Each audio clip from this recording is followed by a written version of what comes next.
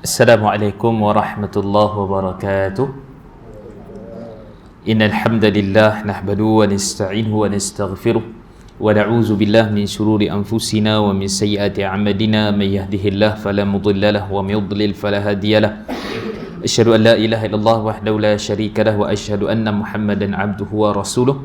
Allahumma shalli wa sallim ala Muhammad wa ala alihi wa ashabihi wa min tabi'ahum bi ihsanin ila yaumiddin, amma ba'd. Semuliakan Tuan Imam, tuan-tuan, puan-puan rahmati Allah Subhanahu wa taala. Jadi kalau ada lampu tu adalah baik. Baik, jadi alhamdulillah kita sambung lagi perbincangan. Hari tu kisah Sayyidatina Khadijah daripada buku sirah kita ni. Dan hari ni kita sambung tentang muka surat seterusnya, kisah yang ke-30.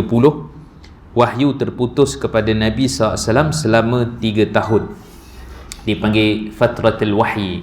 Fatratul wahyi ni maksudnya tempoh wahyu putus pada Nabi SAW tu, maksud wahyu tak turun, wahyu tak kunjung tiba. Maka adakah 3 tahun? Sebab biasa kita dengar 3 tahun, 2 tahun setengah dan macam-macam lagi lah pandangan di kalangan para ulama. Nanti kita akan tengoklah sebab terputus, apa hikmah dia, dan kemudian daripada sudut wahyu ni, wahyu apa? Hadis ke Quran? Kan? Adakah hadis terputus kan, ataupun Quran tu sendiri? Dan kemudian kita tengok juga nanti berapa isulah yang insya-Allah kita akan bincangkan. Okey. Wahyu terputus kepada Nabi SAW selama 3 tahun. Itu persoalan dia. Baik, sememangnya terdapat riwayat yang sahih berkenaan dengan peristiwa terputusnya wahyu. Maksudnya peristiwa terputus wahyu ni memang riwayat sahih. Cuma para ulama sirah berbeza pandangan dan pendapat berkenaan dengan tempoh sebenar terputusnya wahyu. Adakah selama 3 tahun, 2 tahun, 6 bulan ataupun hanya beberapa hari? Baik. Pandangan para ulama mengenai riwayat ini, yang pertama, Al-Hafiz Imam Ibn Hajar Al-Asqalani menyatakan waqa'a fi tarikh Ahmad ibn Hanbal ataupun Ahmad bin Hanbal ani Sya'bi anna muddata fatratil wahyi kanat 3 sinin wa bihi jazama Ibnu Ishaq. Terdapat riwayat daripada kitab tarikh Ahmad bin Hanbal. Dia ada kitab banyak, Imam Ahmad ni, Musnad Imam Ahmad dan macam-macam lagi. Termasuk juga antaranya tarikh, kitab sejarah, okay, yang ditulis oleh Imam Ahmad. Beliau menukilkan riwayat daripada Sya'bi bahawa tempoh waktu terputusnya wahyu adalah 3 tahun. Ini pendapat yang dipegang oleh Ibnu Ishaq. Ini sebut oleh Imam Ibn Hajar dalam kitabnya Fathul Bari. Okay, kita baca dululah. Al-Hafiz Ibnu Kathir pula menyebutkan qala ba'duhum kanat muddatul fatrati qariban min sanatain atau sanatain wa nisf. Sebahagian para ulama menyatakan bahawa tentang waktu terputusnya wahyu adalah 2 tahun ataupun 2 tahun setengah. Ini dikatakan oleh Al-Hafiz Imam Ibnu Kathir. Pandangan sebahagian ulama sirah moden berdasarkan riwayat ulama terdahulu, Syekh Dr. Mahdi Rizqullah Ahmad menyatakan dikatakan lebih tepat berkenaan tempoh terputusnya wahyu adalah 40 hari seperti yang diriwayatkan daripada Ibn Abbas. Banyak sebenarnya riwayat daripada Ibn Abbas ni kata 40 hari hanya, ataupun kata hanya berapa hari. Nanti kita bincangkanlah, kita baca dulu. Ada juga riwayat yang menyatakan hanya berapa hari seperti dinyatakan oleh Al-Hafiz Ibn Hajar dalam kitabnya tadi. Syekh Safi Rahman Al-Mubarakfuri menganggap bahawa masa terputusnya wahyu cuma berapa hari sahaja, bukan seperti pendapat yang lainnya sehingga 3 atau 2 tahun setengah ataupun 2,5 tahun. Kan Nabi SAW biasanya mengasingkan diri ke Gua Hira pada bulan Ramadan sebelum masa kenabian. Di Gua Hira itu baginda Nabi SAW berada selama sebulan, dan ini berlangsung selama 3 tahun. Bermaksud Nabi SAW keluar dari Gua Hira pada bulan Syawal. Padahal waktu pertama turun sebagaimana telah dibahaskan sebelumnya pada malam Isnin, malam ke-21 Ramadan. Dan ini bermakna tempoh terputusnya wahyu sekitar 10 hari sahaja. Wahyu berikutnya turun pada pagi Khamis pada awal Syawal, tahun pertama dari nubuwah setelah diangkat jadi Nabi. Nanti kita bincanglah wahyu apa yang setelah terputus wahyu pertama tu. Wahyu apa wahyu pertama tu? Al-Baqarah ke sebagainya, nanti kita bincang. Dan kemudian yang turun pula selepas yang kedua tu pun wahyu apa? Nanti kita detailkan lah.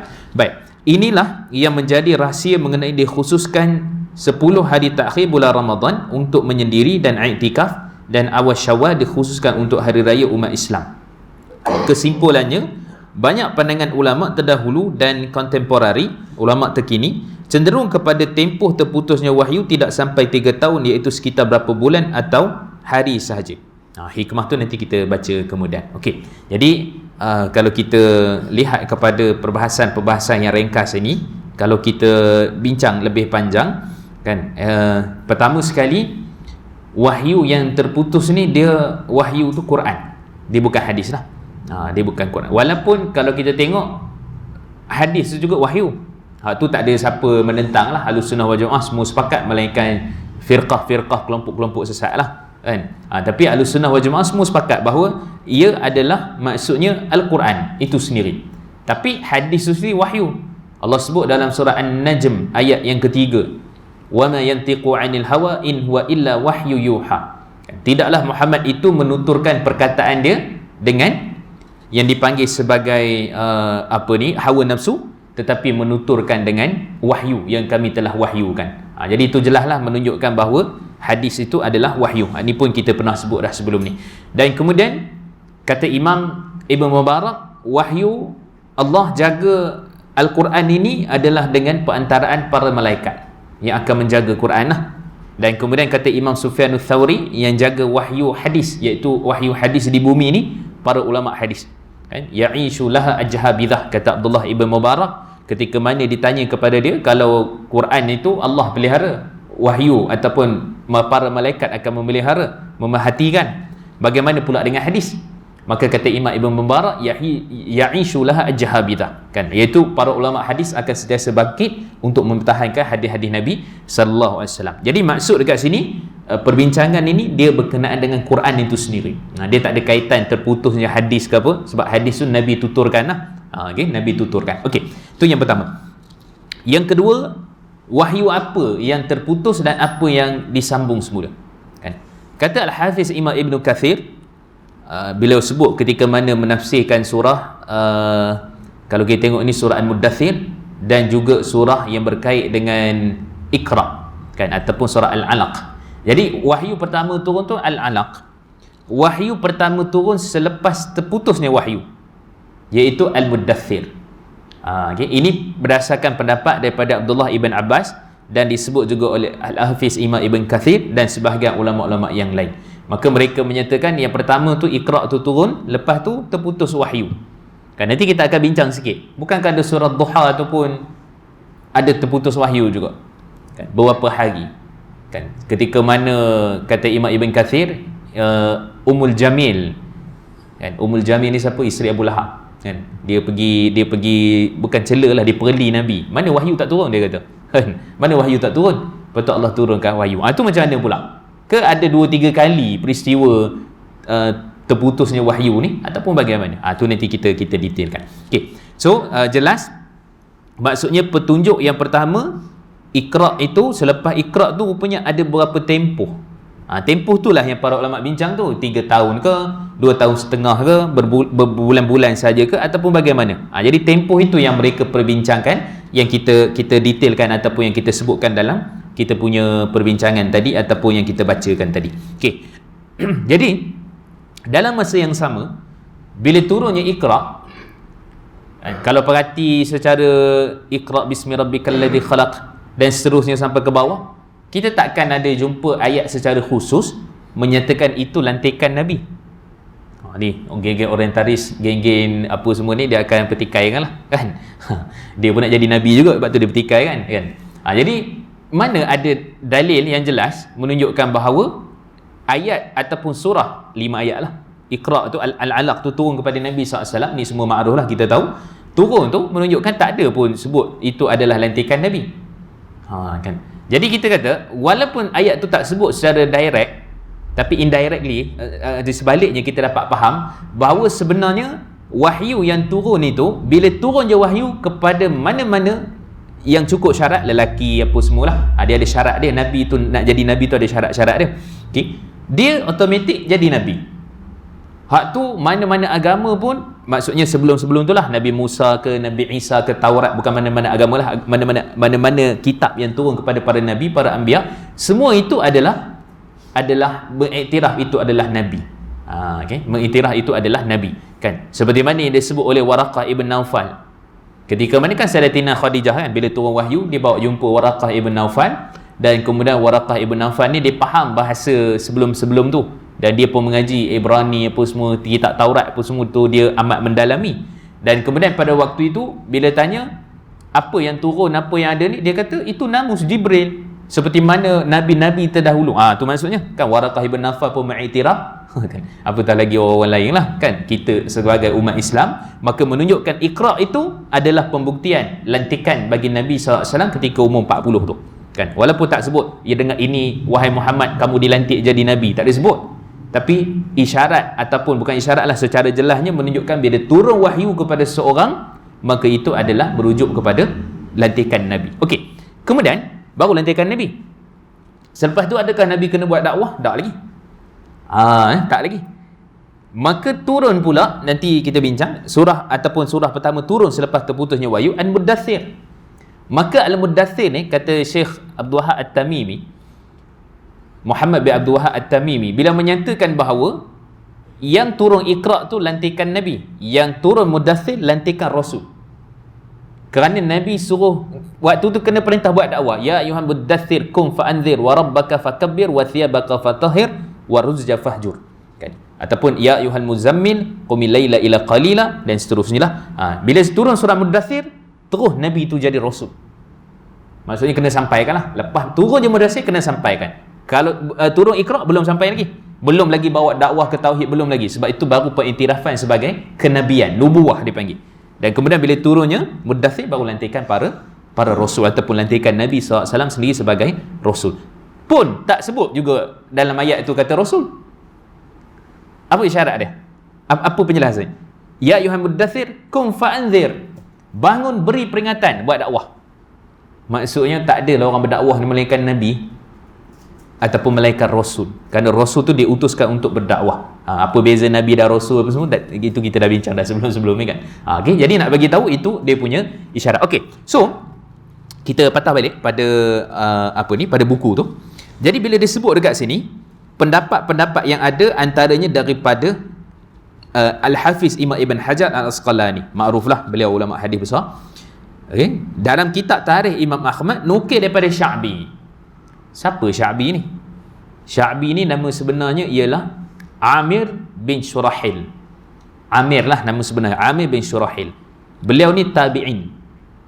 Kehebatan dia macam mana? Semua para ulama mengiktiraf kehebatan Imam Sya'bi ni. Imam Ibn Abi Layla, Imam Malik dan semualah ulama-ulama mengiktiraf kehebatan Imam Sya'bi. Dia ni dalam fiqah, dia di Kufah, di Iraq lah. Okay? Dan dalam fiqah pun dia hebat, dalam hadis pun dia hebat. Dan dia lahir selepas zaman Sayyidina Umar Khattab, kira-kira 17 Hijrah ke macam tu lah. Dia lahir pada zaman Sayyidina Umar Khattab. Dan bila lahir pada zaman sahabat, maksud dia tabi'in lah. Kan? Dia ambil ilmu banyak, ilmu hadis daripada Sayyidina Ali, daripada Ibn Abbas, daripada Aisyah, daripada Abu Hurairah dan semua sekali. Jadi dia ambil semua ilmu-ilmu hadis ni, maksudnya riwayat-riwayat hadis ni, maka dia juga terkenal di sisi para ulama hadis, terkenal juga di sisi para ulama fiqah. Dia ada fiqah ataupun mazhab Asy-Sya'bi. Dia ada mazhab dia. Okay. Macam mazhab Syafi'i, Abu Hanifah apa semua tu lah. Tapi yang popularnya yang 4 tu lah, seperti mana kita sedia maklum. Tapi yang Sya'bi juga seorang yang sangat hebat. Bahkan dia ni juga antara guru Imam Abu Hanifah. Antara guru Imam Abu Hanifah yang pengasas mazhab Hanafi tu. Jadi tak dinafikan lah, memang Imam Sya'bi memang yang hebat. Jadi ketepatan dia, nukilan dia itu menyatakan bahawa misi dia dapat daripada para sahabat. Sebab waktu wahyu turun tu dia tak ada. Dia tak ada. Tetapi menunjukkan bahawa bila dia tak ada waktu wahyu, dia ambil seakan-akannya dia mengambil daripada sahabat, kan? Dan sahabatlah bagi tahu tempoh tu lebih kurang salasah sinin. Lebih kurang dalam tempoh putusnya wahyu tu lebih kurang dalam 3 tahun. Dan demikian juga pendapat Ibnu Ishaq, kan? Jadi masalah dekat sini, benda ni dia melibatkan zaman. Bila melibatkan zaman, patutnya nak nukil, nak ambil itu memang betul-betul kena tepat lah. Kena tepat sebab dia zaman Nabi SAW. bermakna mestilah dia ambil daripada sesiapa, iaitulah sahabat Nabi SAW. Itu ketelitian ilmu hadis tu. Dia maksudnya bab benda-benda yang luar perbincangan, yang tak boleh digunakan logik akal, mesti akan ambil daripada para sahabat daripada Nabi SAW, kan. Jadi di sini berlaku kepincangan. Maksud Sya'bi ni pendapat dia sendiri ke, dia ulama hebat seperti mana kita sebutkan tadi, ataupun dia ambil daripada para sahabat dan sebagainya. Maka daripada sudut bukti menunjukkan bahawa tidak ada, maksudnya bukti yang jelas lah menunjukkan dia ambil daripada para sahabat. Ini pendapat beliau sendiri. Mungkin melalui ijtihad beliau melihat kepada masa keadaan seperti mana yang mungkin juga diceritakan oleh para sahabat. Para sahabat tak sebut 3 tahun. Para sahabat tak sebut 3 tahun. Tapi mungkin daripada sudut cara penceritaan, jalan penceritaan, Imam Asy-Sya'bi ambil ketepatan, ambil tempoh 3 tahun, dia kata. Lebih kurang, kan. Cuma kita kata bila ambil 3 tahun tu dia jadi masalah, kan. Nabi terima wahyu 23 tahun. Jadi takkanlah 20 tahun je Nabi terima wahyu. Kan, di mana pula orang kata tempoh Mekah dengan tempoh Madinah tu? Kan selepas Nabi lantik kan umur 40. Sepanjang umur Nabi SAW selepas turun Iqra tu sampai Nabi wafat lah turun wahyu. Sekitar lebih kurang 80 hari sebelum Nabi wafat tu turunnya surah Idza jaa nasrullahi wal fath. Itu kita dah bincang sebelum ni, kan. Jadi menunjukkan bahawa sepanjang tempoh tu mustahil lah 3 tahun tu wahyu tak turun. Di situ, kan. Jadi di sini maksudnya apa? Mungkin berlaku kesilapan daripada sudut ijtihad dan pandangan pendapat yang disebut oleh Imam Asy-Sya'bi. Tapi Ibnu Ishaq dia kata dia bawa je riwayat ni dan dia setuju. Ibnu Ishaq ni dia memanglah ulama sirah, tapi perbincangan panjang lah. Tu tuan-tuan boleh tengok lah tulisan-tulisan Maulana Asri ke tentang siapa Ibnu Ishaq ni, ada buku dia apa semua. Tu boleh baca kat situ, kan. Okey, tapi kita nak baca, nak bagi tahunya asasnya itu antara salah satu daripada pendapat Sya'bi. Imam Ahmad dia nukilkan saja. Imam Ibn Hajar pun dia nukilkan saja. Nukilan-nukilan beliau itu nanti dia akan bawa berapa pula yang kata berapa hari pula dah. Ada pula bawa nanti kata berapa bulan pula dah. Jadi dia menukilkan pendapat-pendapat yang ada daripada imam-imam yang disebutkan itu. Okey. Itu satu. Kemudian Al-Hafiz Ibnu Katsir pula menyebutkan, ulama sirah yang hebat juga, Ibnu Katsir rahimahullah.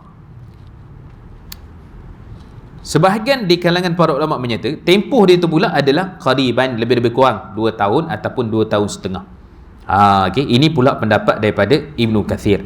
Dan beliau pun tak sebut secara tegas siapa punya pendapat tu, tapi diriwayatkanlah, dinukilkan demikian. Jadi dia gini, kepentingan dia ialah kita tahu bahawa kadang-kadang satu benda tu tak disebut secara jelas, dan berkemungkinan besar benda tu bukanlah termasuk daripada asas agama dan usul agama, kan. Tapi benda tu kadang-kadang penting juga untuk diperbincangkan, penting juga untuk kita tahu, kan, daripada sudut perbahasan dan sebagainya. Kalau benda ni usul agama, tepat jelas. Macam untuk contoh kelahiran Nabi bila, kan. Nabi SAW menyusu dekat Halimatun Sa'diyah berapa lama? Perkampungan Bani Sa'ad, ada kata 6 sampai umur 6 tahun. Kemudian balik semula ke Abdul Muttalib, ada kata 8 tahun, ada kata 7 tahun, ada kata 9 tahun, kan. Kadang-kadang benda tu tidaklah terlalu penting untuk diperbincangkan, tetapi tak boleh kita kata pendapat bestulnya mesti ni, sedangkan para ulama berbincang panjang, kan, tentang isu-isu yang seperti ini, kan. Jadi kita kata bab-bab tarikh, kan, bab-bab nama-nama, kan, bab-bab masa-masa tertentu, kadang-kadang benda tu tidaklah terlalu detail, dan perlulah untuk kita tahu bahawa sebenarnya mungkin ada perbezaan, dan perbezaan itu kita kena raikan kerana tidak ada dalil bukti yang jelas tentang isu itu.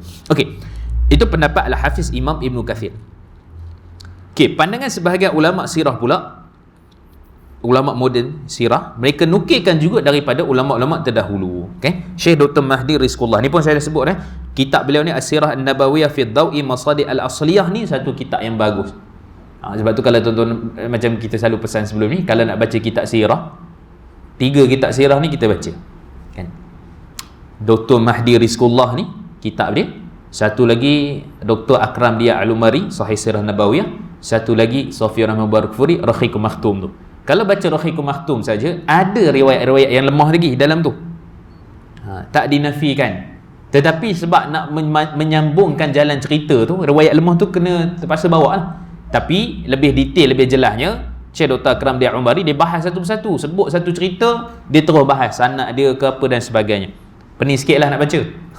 Tapi dia mengasah kita memahami bahawa benda-benda tu kadang-kadang tidaklah kita kata itu A saja, tak boleh ada B, tak boleh ada C. Dia kena terima A je kan. B tak ada, C tak ada kan. Sebenarnya boleh jadi C, boleh jadi B, mungkin C lebih tepat daripada A. Contoh pendapat-pendapat yang ada perbincangan. Okey. Maka kata Syekh Dr. Mahdi Rizqullah Ahmad menyatakan, dia pensyarah dekat Ummul Qura, tak silap saya, di Mekah lah. Dikatakan yang lebih tepat berkenaan dengan tempoh terputusnya wahyu adalah 40 hari. 40 hari? Lagi dekat lah. Seperti yang diriwayatkan daripada Ibn Abbas. Jadi maksudnya riwayat daripada Ibn Abbas ada, tapi perbincangan pula, betul tak Ibn Abbas riwayatkan? Sebab kalau kita tengok contoh pendapat Ibn Abbas dalam tafsir.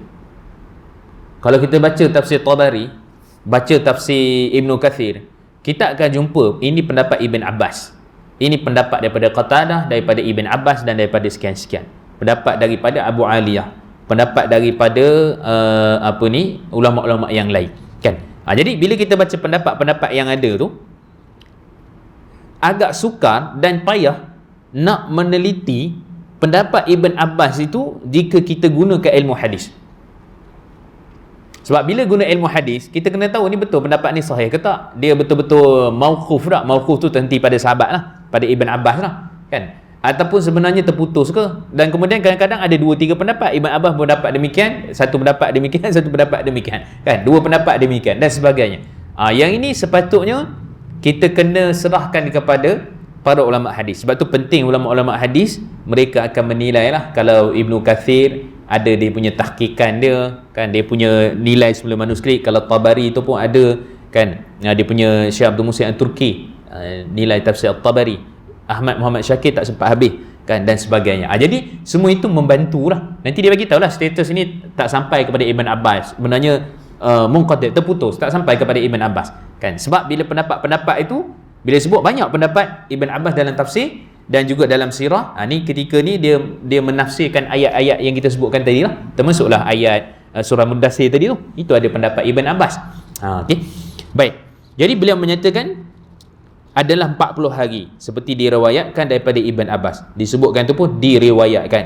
Maksudnya boleh jadi betul, boleh jadi taklah. Itu dia punya perbincangan panjang dia. Okey. Ada juga riwayat yang menyatakan hanya berapa hari seperti dinyatakan oleh Al-Hafiz Ibn Hajar seperti mana kita sebutkan tadi. Okey, kita bawa satu. Syekh Safi Rahman Mubarakfuri menganggap bahawa masa terputus wahyu cuma beberapa hari. Okey, itu dia punya pendetailan lah. Kita tengok dekat situ. Okey. So antara benda yang penting juga dekat sini, perbincangan dia,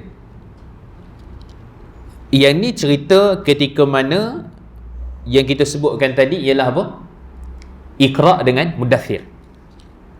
Ada tak tempoh ataupun yang lain?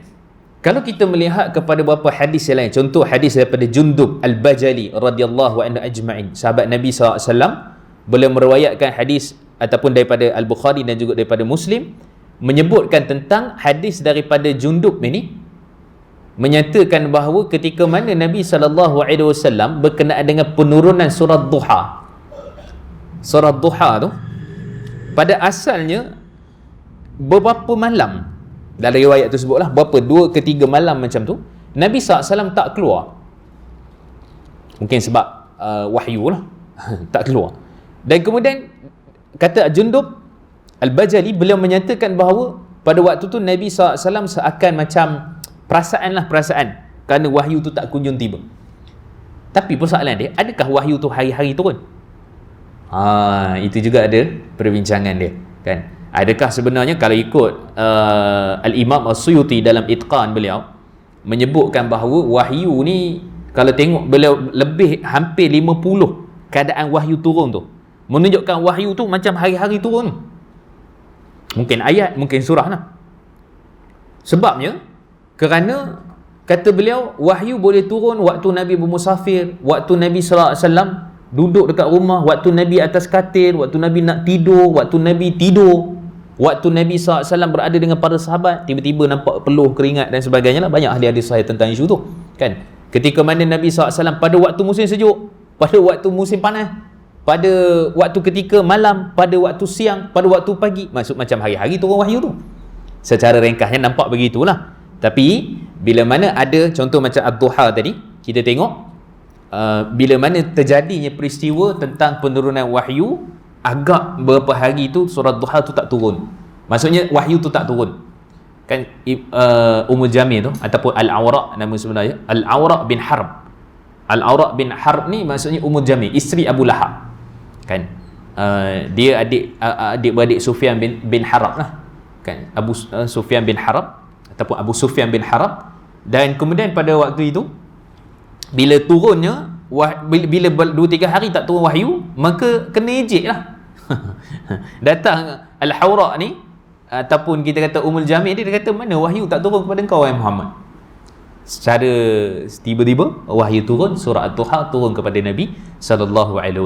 Maksudnya dia pun percaya tentang wahyu tu turun pada Nabi tu, cuma dia tak mengiktiraf Nabi tu adalah Nabi lah. Samalah dengan Abu Lahab kan, walaupun anak saudara dia kan, dan seterusnya kan. Jadi maksudnya nak bagi tahu peringkat-peringkat itu ada berapa hari tu, kadang kebiasaannya boleh jadi berapa hari, boleh jadi hari-hari kan keadaan wahyu tu turun, dan ada mungkin sehari dua tu tak turun dan sebagainya kan. Ada pula lagi peristiwa dalam hadis-hadis yang lain menunjukkan bila mana ada orang-orang daripada para sahabat ataupun daripada Quraisy sendiri tanya Nabi, Nabi kata esok kamu datang aku bagi jawapan, tiba-tiba wahyu tak turun. Kan? Jadi tak ada jawapan lah. Sebab Nabi itu perbincangan pula, sebab ada hadis kisah bagaimana Nabi Sulaiman AS dalam riwayat Imam Al-Bukhari.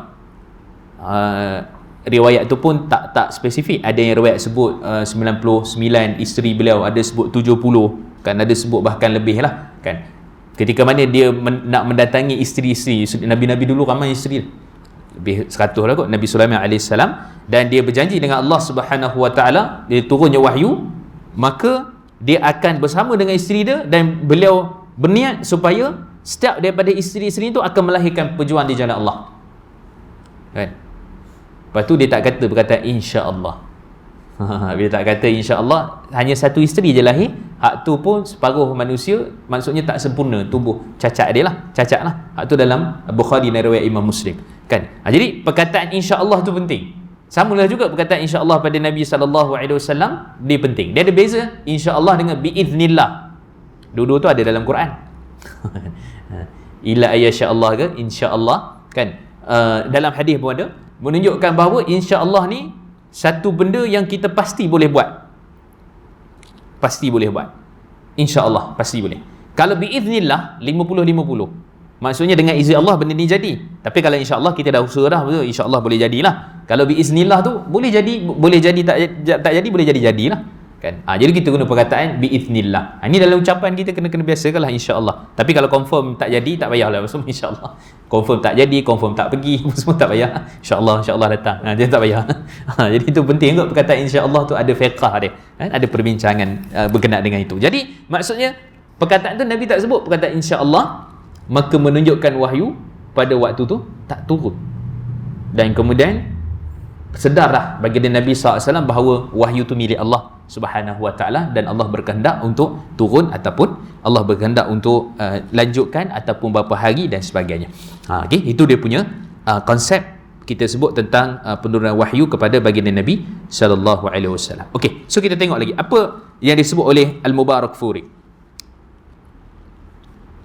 Mubarakfuri ni, Al-Mubarakfuri nama tempat lah. Banyak jugalah ulama-ulama bernama Al-Mubarakfuri ni kan. Macam pensyarah Tuhfatul Al-Wazi pun panggil Al-Mubarakfuri juga kan. Itu antara ulama-ulama India ni hebat dalam bahasa Arab mereka apa semua dan sebagainya. Tapi saya tanya juga ustaz-ustaz kita yang mengaji dekat sana, dia kata tak mengaji bahasa Urdu tu pelik tu. Ngaji bahasa Urdu, belajar tu bahasa Urdu, tapi syarah tu bahasa Arab lah. Maksudnya dia buat kitab 30 jilid, 20 jilid tu bahasa Arab. Itu hebat lah. Termasuklah Al-Mubarakfuri. Dia hebat dalam tafsir juga. Dia ada buat ringkasan tafsir Ibn Kathir, pun hebat juga. Okay. Maka beliau menyatakan masa terputusnya wahyu cuma beberapa hari saja, bukan seperti pendapat yang lainnya sehingga 3 atau 2,5 tahun, kerana Nabi SAW biasanya mengasihkan diri ke Gua Hira pada bulan Ramadan sebelum masa kenabian. Okey. Ni pun kita dah bincang dah. Maksud ya tahannath tu apa dia? kan? Dalam hadis yang awal-awal kaifa kana bad'il wahyi ila Rasulullah SAW tu, bagaimana wahyu tu turun kepada Nabi SAW, kita dah bincang dah. Perkataan Zuhri sebut ya ta'abbad, itu bukan perkataan Nabi.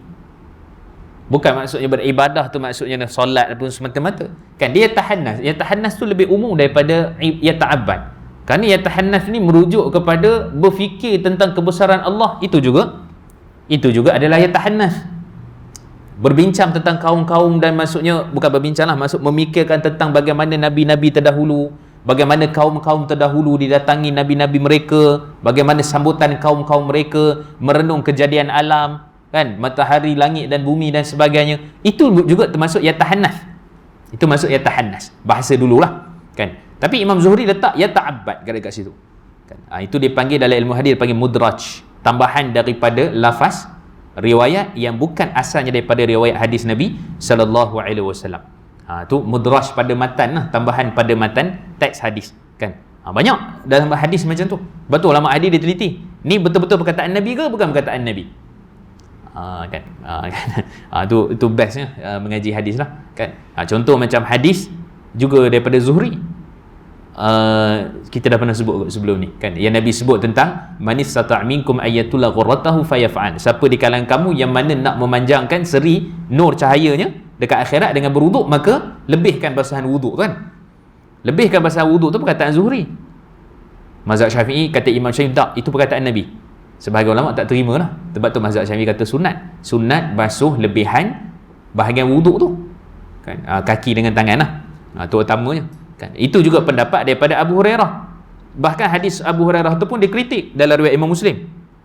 Dikritik apa? Sebab tu perbuatan Abu Hurairah saja. Sahabat lain tak buat.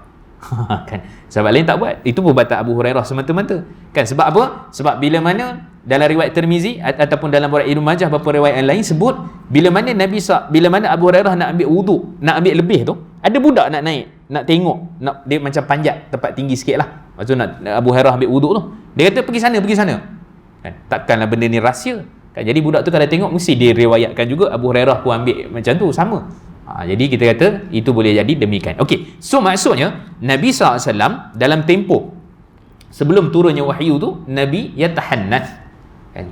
Nabi melakukan bolehlah nak terjemah ibadah, tapi sebenarnya lebih umum daripada ibadah, berfikir, merenung kejadian, mungkin solat tu 2 rakaat saja ke dan sebagainya lah, kan. Cuma tak disunatkan lah untuk kita pergi situ kita solat 2 rakaat. Kan. Tapi itulah pengamalan orang-orang, kan, sebab nak menghormati apa. Tapi gua tu sendiri tak ada apa-apa keberkatan apa semua padanya, kan, dan apa-apa yang ada dekat di samping Nabi SAW. Okey, di Gua Hira itu baginda Nabi SAW berada selama sebulan, dan itu berlangsung selama 3 tahun. Bermaksud Nabi SAW keluar dari Gua Hira pada bulan Syawal. Boleh faham ni, tuan? Maksudnya dulu memanglah tak ada perkiraan Ramadan tu bulan keberapa, tak adalah. Kita sebut dah benda tu dinukilkan daripada Ibnu Sirin, disebut oleh Al-Hafiz Imam Al-Zahabi dalam kitab beliau Sirah A'lam Nubala tu, menyatakan bahawa asas kepada awal tahun tu zaman Umar.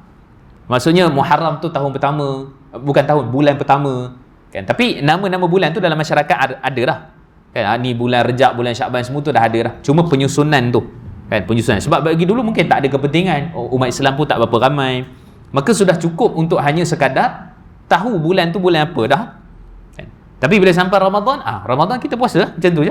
Sampai Zulhijjah kita buat haji, kan. Tapi tak adalah Muharram kena pertama, Safar kena kedua, tak adalah. Itu berlaku pada zaman Sayyidina Umar, kata Ibn Sirin, kata Al-Zahabi, dan disebutkan dalam kitab beliau, kan. Okey, tapi Nabi SAW maksudnya setiap kali menjelam je Ramadan tu, Nabi akan pergi mengasingkan diri. Okey, dekat mana? Dekat Hira tu lah. Okey, so bila masuk bulan Syawal, Nabi keluar. Batu tu mana ada masjid? Mana ada Masjid Nabawi, apa semua tak ada lah. Tapi Masjidil Haram adalah, Mekah tu lah, kan. Masjidil Haram tu masjid Baitullah lah, kan. Masjidil Aqsa dan juga Masjid Nabawi tak ada lagi. Hijrah baru ada pada waktu tu, peristiwa hijrah, kata Imam Ibn Qayyim dan ulama lain. Okey, so padahal wahyu pertama turun sebagaimana telah dibahaskan sebelumnya pada malam Isnin, pada malam ke-21 Ramadan. Apa keistimewaan Al-Mubarakfuri ni? Keistimewaan beliau ialah beliau selalu deal dengan Ahlul Falak. Al-Mansur Furi, Mahmud Fasha. Hak tu biasa dinukilkan nama-nama pakar-pakar falak. Kan. Jadi sebab tu mereka kira balik tengok tu yang keluar 19,000 pula 9,000 awal tu kan, tarikh kelahiran Nabi sallallahu alaihi wasallam kan. 12,000 awal Nabi sampai ke Mekah, sampai ke Madinah. 12,000 awal Nabi wafat dan seterusnya lah. Jadi dia sangat teknikal dalam bab-bab tarikh tu. Maksudnya kalau tuan-tuan rasa nak pegang, saya nak pegang lah pendapat Al-Mubarak Furi, boleh, sebab dia nilai semula berdasarkan ilmu falak. Dia bukan riwayat semata-mata. Sebab tu dia sebut pendapat Al-Mansur Furi, pendapat Mahmud Fasha menyatakan demikian. Kan? Sebab dia pakar juga berkait dengan ilmu falak, ilmu pengkiraan dan sebagainya. Tu kena tengok tahun, kena tengok apa kan, bagaimana dan macam-macam lagi lah. Itu ketelitian. Tu penting ilmu falak ni. Kan? Dia bukan sekadar mengkaji bintang-bintang. Ilmu falak tak syirik. Orang kata ilmu falak syirik. Tak. Kan? Jadi kita kata iyalah, maksudnya dia dengan hukum alam tu kan, masanya, waktunya dan sebagainya. Okey, jadi kata beliau, malam ke-21 Ramadan maka turunlah Iqra. 21 Ramadan. Cuma kita kata 21 Ramadan ni adakah setiap malam 21? Bila sebut Lailatul Qadar tu, inilah perbincangan dia kan, adakah malam 21? Kata Imam Ibn Hajar, tak semestinya. Itu salah satulah pendapat beliau, menyatakan bahawa boleh jadi tahun-tahun yang lain pada malam yang lain daripada 10 Ramadan, spesifiknya daripada malam-malam ganjil. Boleh jadi malam 23 kan, yang kita dapat tu. Tapi Quran dah tak turun lah. Cuma keberkatan malam tu lebih baik daripada 1000 bulan dan sebagainya. Itu kita dapat, tu kelebihan umat Muhammad lah. Itu kelebihan umat Muhammad. Okey, kemudian dengan sebab tu kata beliau 21 Ramadan kan, sampailah berakhirnya Syawal. Yang tu keluar pendapat 10 hari tu. 21 bermaksud lebih-lebih kurang lah 9 ke 10 hari lah sampai berakhirnya Ramadan. Maksudnya sampai masuk Syawal. Okey. Tahun pertama daripada nubuwah setelah diangkat jadi Nabi sallallahu alaihi wasallam. Sebab tu dia angkat jadi Nabi, dia tak angkat jadi Rasul lagi lah waktu tu. Kan? Jadi kita kata surah Mudassir tadi tu yang turun jadi Rasul. Okey. Inilah yang menjadikan rahsia mengenai dikhususkan 10 terakhir bulan. Ini pendapat Al-Mubarak Furi lah. Beliau menyatakan 10 malam terakhir tu sebab kerana tempoh tu, masa tu kan, yang mana menjadi tempat kita beriktikaf pada awal Syawal, dikhususkan pada hari raya umat Islam. Okey. Kemudian kesimpulan banyak pandangan ulama terdahulu dan kontemporari cenderung kepada tempohnya terputus wahyu tidak sampai 3 tahun, iaitu sekitar berapa bulan atau hari saja. Okey, ini bukanlah menjadi modal untuk bergaduh kan. 9 ke 12,000 awal dari Nabi SAW dilahirkan kan, ataupun macam mana dan seterusnya lah kan. Jadi kalau kita tengok macam kita sebut tadi, bab tarikh ni memang tak spesifik kadang-kadang kan, tetapi dia memberikan gambaran pendapat yang kita boleh berbincang, boleh meneliti tentang isu-isu seperti itu, walaupun kadang-kadang tu tak ada manfaat pun. Apa manfaatnya kalau tahu 3 tahun wahyu terputus tu? Contohnya kan, apa manfaatnya kalau tahu dia 10 hari ataupun 40 hari? Tapi kita kata banyak dia punya manfaat dan kelebihan yang kita sebutkan. Okey, so kita tengok. Dah azan ni? Betul, dah masuk dah? Awal. Okey, kita habis sikit lagi. Hikmah terputusnya wahyu. Para ulama menyebutkan antara hikmah terputusnya wahyu, kita tengok apa yang disebut oleh Dr. Mahdi Rizqullah Ahmad dan sebagainya. Okey, bila menyatakan pertama, hikmah terputusnya wahyu adalah pertama, agar rasa takut Nabi SAW hilang, lalu timbul kerinduan dalam dirinya untuk kembali mendengar wahyu. Yang takut ni mana? Yang wahyu pertama turun tu kan balik. Kan Sayyidatina Khadijah selimut kan baginda Nabi SAW. Waktu tu kan Nabi takut. Sebab tu kalau ikut, tak silap saya, perbahasan Tahir Ibn Ashur dalam Tahrir dan Tanwir, beliau menyatakan bila sebut Muddathir itu Nabi selimut dalam keadaan ketakutan. Maksudnya keadaan hampir menggigil-gigil lah kan. Maksud takut sebab kali pertama jumpa dengan Jibril alaihissalam kan, yang tak pernah jumpa sebelum tu. Maka sebab tu Muddathir itu diselimut dalam keadaan, Muddathir itu orang yang berselimut, Muzammil pun orang yang berselimut. Cuma Al-Muddathir itu dalam selimut keadaan ketakutan. Muzammil sebab lepas tu lah wahyu dah turun kan, dah berapa sekian. Muzammil pula ada yang kata wahyu ketiga, wahyu keempat dan sebagainya. Itu perbincangan panjang pula. Maksudnya Nabi dah lebih tenteram, selimut dalam keadaan ketenangan kerana kesejukan, kerana dalam keadaan yang bukan lagi ketakutan yang amat dahsyat seperti wahyu pertama turun. Kita pun apa-apa first time pun memang macam tu, macam ambil lesen lah Cuma ambil lesen kali pertama tu ambil B2 je. Tak haji kan? Biasa haji B2 tu takut lah kan. B4 tak ada apa dah kot. Benda sama je. Buat 8 buat apa benda sama je. Gitu lah kan. Tu contoh lah kalau saya boleh nampakkan kepada kita. Jadi samalah juga wahyu tu. Maka salah satunya ialah menghilangkan rasa takut dan kemudian kembali kepada rindu Nabi SAW kepada wahyu. Dan kita dah sebut sebelum ni kan Nabi macam nak bunuh diri kan. Yang Nabi naik atas bukit nak lompat tu kan. Dan kita dah bincang lah, hadis tu memanglah dalam Bukhari dan Muslim. Tapi ketelitian daripada sudut yang Nabi nak lompat tu, yang Nabi SAW nak bunuh diri tu, ataupun kita dah bincang panjang sebelum ni, adakah dia benar riwayat itu? Kalau benar pun daripada sudut pemahaman riwayat ataupun tambahan lafaz dan sebagainya, tu boleh rujuk, saya tak ingat dah kuliah ke berapa, tuan-tuan boleh tengok balik insya-Allah kalau nak tengok balik lah. Okey, pertama. Yang kedua, untuk menekankan bahawa wahyu itu adalah hak Allah Subhanahu wa taala. Apabila Allah berkehendak, Allah akan menurunkan wahyu, dan jika Allah tidak berkehendak, maka Allah tidak akan menurunkan wahyu. Itu pun kita kena faham, wahyu adalah hak Allah Subhanahu wa taala. Kalau hari ni hukum adalah hak Allah. Kan hukum lah. Fatwa boleh bincang. Fatwa tu boleh bincang lagi lah. Sebab tu walaupun kaedah fiqh kata Syekh Dr. Ahmad Syekh Ahmad Zarqa kan, ataupun Syekh Mustafa Zarqa menyatakan bahawa yataghayyaru al-hukm bitaghayyur azma wal amkinah. Hukum boleh bertukar, maksudnya fatwa boleh bertukar masa dan keadaan. Banyak dah kita buat contoh-contoh semua. ASB dulu haram, sekarang halal. Tu tengok keadaan dia, apa yang berlaku dalam tu dan sebagainya lah, kan. Sama juga orang duk bincang hari ni hukum apa? Lari marathon. Ikut bank konvensional. Kan.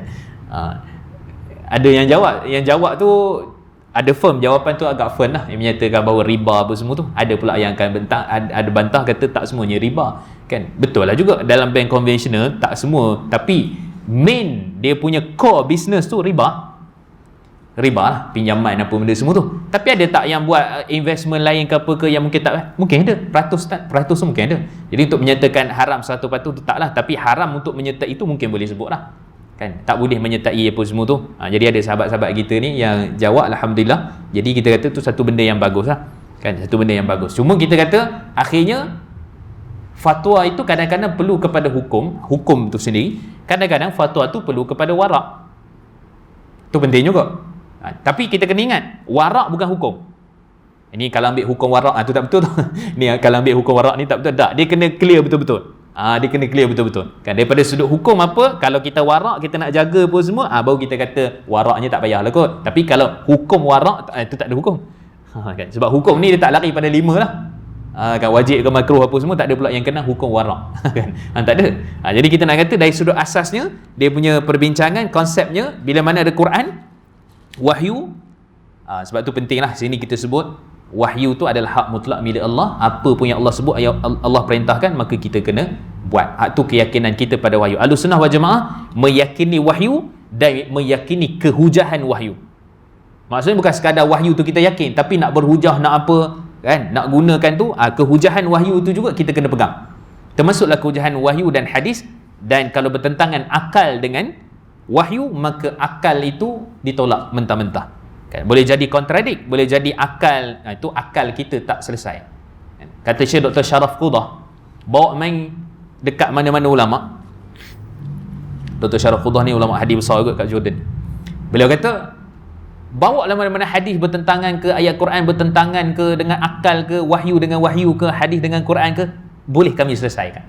Sebab yang tak selesai itu akal gitu. Kita yang nampak macam bertentangan, tapi hakikatnya tidak bertentangan. Okay? Jadi maksudnya memang yang sahih lah. Maksud hadis yang sahih takkan bertentangan ayat Quran tu, melainkan kalau ayat Quran tu dia ada pula dipanggil sebagai peringkat mudraj tu, pula peringkat tadarruj tu, berperingkat-peringkat tu. Ada pula peringkat nasih mansuh dan sebagainya. Kan itu cerita lain lah. Cuma kita nak kata takkan bertentangan. Okey. Jadi wahyu milik Allah, syafaat milik Allah, semua milik Allah Subhanahu wa taala. Walaupun asalnya kalau ikut syafaat tu Nabi bagi syafaat, tapi sebenarnya tak. Allah, man dzalladzi yashfa'u 'indahu illa bi'izni, kan. Semua syafaat tu di sisi Allah. Maksudnya kata Nabi sendiri pun, Nabi sebut ana awwalu tashaqqaqu minal ard, dalam hadis riwayat Imam Tirmizi, hadis sahih, kan. Aku pertama orang yang akan dibongkarkan daripada bumi, dibangkitkan daripada kubur lah. Lepas tu Nabi kata apa? Aku syafi' wa musyafi', aku orang yang pertama memberikan syafaat dan diizinkan beri syafaat. pun daripada Allah, wahyu pun milik Allah, maka syafaat dan segala-galanya daripada Allah, dan kemudian semua tu adalah hak Allah Subhanahu Wa Taala. Okey, nombor 3 akhir, memberi hakikat bahawa wahyu itu benar-benar terpisah daripada pemilik wahyu iaitu Allah Subhanahu Wa Taala, berbeza dengan penyampaian wahyu iaitu Nabi sallallahu alaihi wasallam. Ni pun penting juga sebab kita kena faham wahyu itu kalam Allah, kalam Allah, pemiliknya Allah Subhanahu Wa Taala. Maka bila sampai kepada manusia, maka kita tahu dia adalah kalam Allah. Tu perbincangan panjang pula tu. Kalau mushaf yang kita baca tu makhluk ke tak, bisautin wa harfin ke, huruf tu ke, dengan suara ke apa ke, adakah itu sifat-sifat, tu panjang lagi bincang lah. Itu dalam bab akidah lah. Tu kena tanya ustaz-ustaz akidah. Ustaz yang macam akidah kena tanya kan. Ahlussunnah wal jamaah faham macam mana kan. Jadi secara umum kita kata lembaran tu itu bukanlah kita kata kalam Allah. Maksudnya kalam Allah secara azali yang turunkan tu, yang disiap, yang apa semua tu bukanlah kan. Tapi yang masuk, yang baca tu Quran tu sendiri. Tapi kita yang membaca tu, kita makhluk. Tapi yang kita baca perkataan Allah itu kalam Allah kan. Mushaf yang kita baca tu itu mushaf. Tapi apa yang dibaca itu adalah kalam Allah kan. Itu yang dikata kekal ke tu. Mushaf tak kekal, jangan silap faham. Makan sikit dekat dengan anak-anak ke apa, habislah mushaf tu kan. Dah lunyai ke terlalu hafal ke apa, dia akan habislah. Tapi Quran ataupun kita kata ayat itu sendiri, okey, itu dia punya perbincangan. Okey, tapi wahyu, dan boleh jadi wahyu ni pertama daripada Allah, yang kedua dari ijtihad Nabi sallallahu alaihi wasallam. Tapi kes-kes terpencil bab ijtihad Nabi ni agak kes terpencil lah. Dia sangat minoriti. Yang biasanya daripada wahyu. Contoh ijtihad Nabi tentang pokok kurma tu, pendebungan pokok kurma, ijtihad Nabi dengan Hatib bin Abi Baltaah nak buat gali dekat mana apa semua kan. Ada juga orang tanya kat saya, habis Nabi boleh berijtihad lah. Kita kata kadang-kadang ijtihad Nabi tu dengan musyawarah. Maksudnya Nabi akan buat keputusan dengan mana pandangan yang lebih terbaik, itu memberi ruang bahawa wa amruhum syura bainahum, dan Allah perintahkan supaya kamu adakan syura, adakan meeting, adakan mesyuarat untuk menghasilkan pendapat yang lebih baik, yang lebih bagus. Maka itu pun boleh jadi kan. Maka menunjukkan bahawa bukanlah dalam bab-bab keduniaan ini. Lepas tu ada orang buat perbandingan. Dia kata kalau engineer zaman sekarang dengan Nabi dulu, mana lagi hebat? Perbezaan pun tak betul lah. Macam tanya Jibril lah, Jibril buat apa sekarang kan. Wahyu dah habis. Itu pertanyaan pun salah lah kan. Sebab kita tak boleh bandingkan. Maksud kalau nak tanya engineer zaman Nabi bina masjid tu, Nabawi tu, maka sudah tentulah engineer pada zaman Nabi tu, kalau nak banding dengan sekarang, sudah tentu zaman Nabi lebih hebat. Kalau nak banding zaman sekarang, kita kata sudah tentu sekarang lebih hebat. Jadi tak kena perbezaan zaman, tak kena lah kan. Jadi kita kata kalau ada orang tanya adakah Nabi hebat segala, ya Nabi hebat segala-galanya dalam segala sudut, segala aspek. Pemerintahan, ketenteraan, sini bina kan. Nabi bina Masjid Quba, Nabi perintahkan bina Masjid Nabawi kan, dan lain-lain dan sebagainya kan. Jadi kita kata itu antara kepentingan yang kita kena tahu. Wallahualam, saya berhenti dulu lah kat sini, insya-Allah nanti kita sambung lagi perbincangan. Ada soalan tuan-tuan? Ada.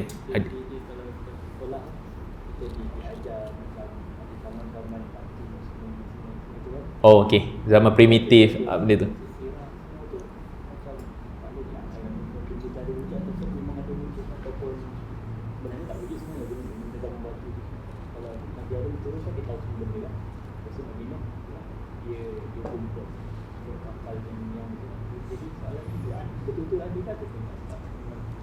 Okey, zaman Neolitik, Paleolitik apa semua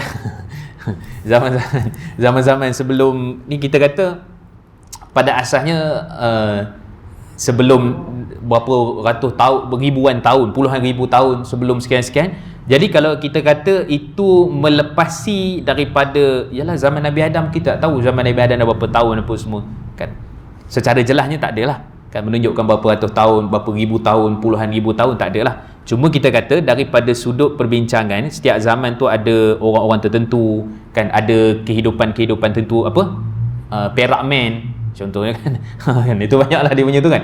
Tapi kita kata daripada sudut sejarah, mungkin benda tu ada wujud daripada sudut sejarah lah. Sejarah ni bukan sejarah Islam, maksudnya sejarah teori-teori yang ada, fakta-fakta saintifik, artifak yang ada dan sebagainya. Boleh jadi benda tu adalah wujud. Cuma kita kata untuk menggambarkan begitu makhluknya, begitu manusianya pada zaman itu dan sebagainya, kita kata pada asalnya adakah dia gini je, Kalau telah mendahului secara logiknya tahun-tahun, katalah contoh Nabi Adam tu 30,000 tahun contohnya. Yang ni hidupnya 100,000 tahun lepas, tak logik lah. Kan? Tak logik lah. Tapi kalau kita start zaman 15,000 tahun, gitulah lebih kurang. Zaman Neolitik, Paleolitik apa semua tu, kan mungkin 30,000 tahun apa semua, mungkin ada logik dah. Kan daripada sudut tu lah. Cuma kita kata itulah benda-benda yang tak ada, yang tak ketara. Sebab tu bila sebut zaman Nabi Adam AS itu, anak Nabi Adam AS, anak daripada Habil dan Qabil, Ham, benda lah lagi. Itu dah riwayat Israiliyat dalam tafsir banyak lah kan. Jadi mereka hidup tu macam mana bila turun tu kan. Yang di Ham ni jadilah orang putih, yang Sam ni jadi orang Melayu kan. Yang ni pula jadi keturunan Israel. Kita kata dalam kitab semua cerita, dan dalam tafsir pun ada kan, dalam sirah-sirah pun ada. Tapi adakah benda tu penting? Adakah benda tu tepat dan benar? Jadi kita kata pada waktu itu, kalau lebih je daripada logik secara asasnya perbahasan daripada lebih pada zaman Nabi Adam pun semua tu, kita kata kalau ia pun makhluk tu bukan manusia lah, boleh jadi jin kan. Sebab tu Allah sebut dah dalam surah Baqarah tu, jelas dah ayat 30 tu kan, nahnu nuqaddisu lak kan, kami yang menyucikan kamu, kami membesarkan kamu kan. Maka kenapa pula nak kata kita kata selepas itu maksudnya pertumpahan darah tu dah ada lah jin, makhluk-makhluk lain dan sebagainya lah kan. Cuma kita kata sepatutnya sejarah-sejarah tu ya, mungkin sejarah Islam ni dinampak macam sekadar sejarah, maka penceritaan tu hanya dalam pendidikan Islam apa semua kan. Jadi kita kata itu antara benda yang mungkin kena dipertingkatkan lah. Cuma dari sudut logik nak kena perhati, tengok daripada sudut kelogikan, daripada sudut tahun dia tu lah kan. Kalau tempoh Nabi SAW 1400 lebih, tempoh lebih kurang dengan Nabi Isa AS yang biasalah dinukilkan hampir 600 tahun, 500 tahun lebih kan. Lepas tu macam mana? Jadi kita kata di situlah lebih kurang anggaran dia. Wallahualam. Ada soalan lain? Bagi utama surah Iqra. Okey. Lepas tu bagi kedua surah Al-Mudaththir. Berapa jarak? Itu yang kita bincang tu. Ada pendapat kata 3 tahun, ada pendapat 2 tahun setengah, ada pendapat kata 40 hari, ada pendapat kata hanya berapa hari. Jadi yang lebih tepatnya dia bukan 3 tahun lah, bukan 3 tahun setengah, bukan setahun ke apa, bukan. Dia lebih tepat tu kita kata mungkin paling-paling pun 40 hari lah kan. Satu lagi, Nabi dan sahabat di pulau di Mekah, di Lembah Al-Tani selama 3 tahun. Janjian di Kaabah kan. Okey. Adakah waktu itu Dahulu ke situ pun atau ada perbahasan tentang isu waktu pemulauan, kemudian juga wahyu tak turun, tapi cuma riwayat tu tak kukuh yang menyatakan ada anak-anak yang makan, tentang perjanjian apa semua tu, apa tu jatuh kan, sebab tu termeterai perjanjian, yang itu memang ada dalam sirah, tapi dari sudut riwayatnya tak kukuh kan, daripada sudut kesenambungan riwayat. Cuma memang ada pandangan pendapat yang menyatakan pada waktu itulah, cuma dia tak logiknya dekat situ ialah sebab bila wahyu pertama dan wahyu kedua tadi tu kan, tempoh tu dia bukan tempoh untuk berdakwah lagi, bukan tempoh iklan kepada tauhid lagi kan. Jadi yang tu berlaku pada perjanjian pada waktu yang lain lah okay? Pada waktu yang lain. Jadi kalau nak dikaitkan tu ada pendapat, cuma kita kata yang kuatnya sebab pada waktu tu belum lagi ajak berdakwah, sebab turun Mudaththir tu baru ajakan dalam berdakwah tu. Peristiwa tu ada berlaku, boykot apa semua tu memang ada. Wallahualam. Ada lagi soalan ni?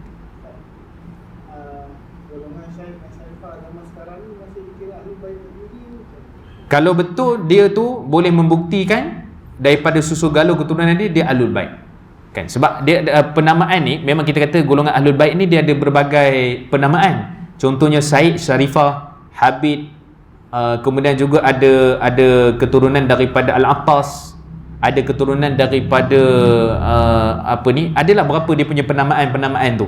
Jadi kalau kita kata pada asal dia boleh buktikan, ya dia memang keturunan Ahlul Bait lah. Tapi kalau Syarifah Said tu sebab malam Jumaat Saidul Ayyam letak nama Said, tak jadilah kan. Jadi boleh jadi, boleh jadi. Cuma dia sendirilah, dia menipu dia bohong lah. Kalau dia betul, tapi untuk nak declare tu apa kelebihan dia? Said Sadiq relax je tengok. Tak ada kata aku turunan Nabi mesti dalam parlimen bagi betul tak kan. Nak ceritanya maksudnya dia keturunan Nabi sungguh Kan. Tapi ada orang yang kadang bukan keturunan Nabi, dia lebih-lebih. Ataupun kadang-kadang nak exposure kan, nak exaggerate, nak tambah lebih supaya menunjukkan aku turunan Nabi tau, kau kena hormati aku. Kan, kalau datang kena sambut apa semua dan sebagainya lah. Itu masalah dia. Saya orang boleh. Memang saya ada silsilah kan. Itu confirm. Itu di sini, di Selangor ya. Sebelah mak dia, sebelah mak saudara saya itu memang kelas silsilah. Kawan saya, Tok dia beritahu kita tidak boleh terima doa ya. Sedekah dan zakat. Bila kita nak pergi sedekah dia mahal dia ambil. Itu buktikan mereka menjagalah. Saya silap kita nak uji dalam cakap kan. Saya betul bagi sedekah. Dari satu bagi zakat ada kan. Itu betul. Itu pun panjang lagi lah pendetailan di kalangan ulama. Hadis literalnya secara jelas memang menunjukkan Nabi tak terima lah. Hadis riwayat daripada Salman Al-Farisi dan sebagainya, memang Nabi tak terima sedekah lah kan, ataupun zakat lah sebenarnya. Tapi Nabi terima hadiah kan. Cumanya perbahasan ulama muda ni dia detail pula. Kalau ahlul bait tu fakir miskin, sebab ghanimah tak ada dah. Kalau ikut ghanimah, ahli bait boleh dapat harta rampasan perang. Kan dia ada humus bahagian 1/5 tu untuk mereka, tapi daripada yang lain-lain macam mana? Jadi adakah zakat tu juga ada peluang untuk ahli bait? Itu perbincangan moden lah. Cuma kita kata secara umumnya memang itu antara cara nak test lah. Saya kata betul sebab kawan-kawan saya tu beritahu memang keturunan dia orang dia tahu yang miskin. Betul. Sakit. Betul. Dia ni dah tak boleh tahu dah. Betul. Tak salah apa. Betul lah. Itulah kita kata ada ijtihad fatwa-fatwa moden ini, tapi bukan fatwa Malaysia lah, yang mengharuskan daripada ahlul bait yang betul-betul fakir miskin dengan syarat-syarat dia boleh terima zakat kan. Sebab asalnya Nabi sebut dalam riwayat Imam Muslim, awsakhin nas, zakat ni dikeluarkan sebab daripada kotoran harta manusia. Maka sebab tu ahli bait tak boleh terima pada asalnya lah. Tapi tu perbincangan, mungkin daripada Baitumal, dia ada support dia lah, ada Baitumal ataupun lain yang mana asal tu bukan daripada zakat. Betul kot tu cara kaedah nak ni kan. Okey, wallahu alam, kita berhenti dekat sini, insya-Allah nanti kita sambung lagi. Terima kasih banyak tuan-tuan. Qul qawli hadza wastaghfirullah lakum, subhanakallah bihamdika, asyhadu an la ilaha illa anta, astaghfiruka wa atubu ilaik. Wa sallallahu ala Muhammad wa ala alihi washabihi wa barik, walhamdulillahirabbil alamin. Wassalamualaikum warahmatullahi wabarakatuh.